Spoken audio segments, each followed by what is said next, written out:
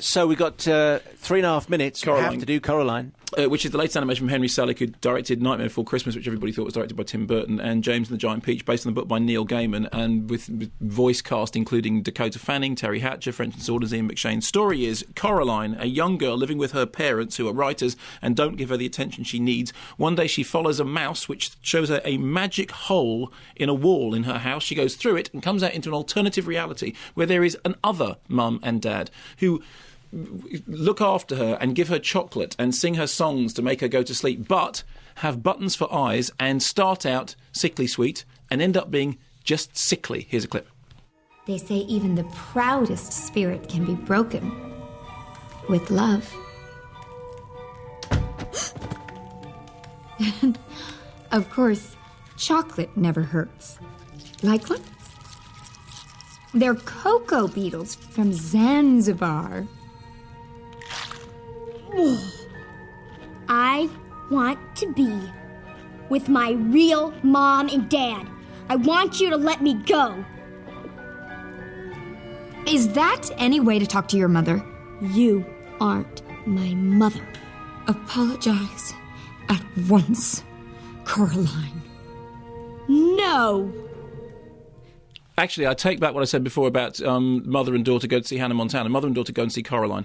Coraline's a very interesting film. It's got a sort of a little bit of the Roald Dahl feeling about it. I mean, not surprising because of the James and the Giant Peach connection, but it has that thing which I think all the best kids' movies have, is that it has wonder, but it also has fear. It has, according to the BBFC, PG for mild threat and scary scenes. I would have said PG for overall creepiness of a very delightful nature. It reminded me in its design of Dougal and the Blue Cat, which I know you didn't like, but funniness aside, actually you have to admit that Serge Dano's designs for that movie are very, very impressive. They have that kind of nightmarish quality, and there is something of that in Henry Selick's work.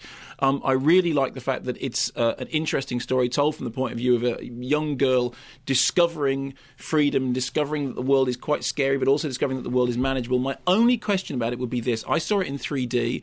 The movie is obviously showing in 3D and presumably will also be showing in 2D. The question is, do you need to go and see it in 3D? My feeling with this is, if it's a 3D film, yes, you probably do, but I have to say that if you look at things like Nightmare Before Christmas, which they then reissued as 3D, was it actually any better? Probably not. The 3D on this is definitely immersive. Henry Selick himself has talked about the rise of holographic entertainment as possibly the future.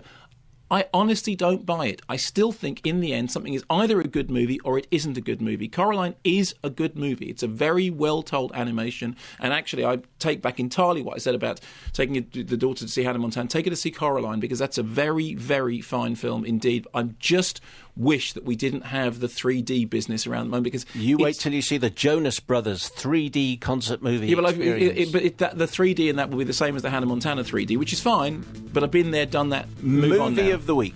Well, Star Trek.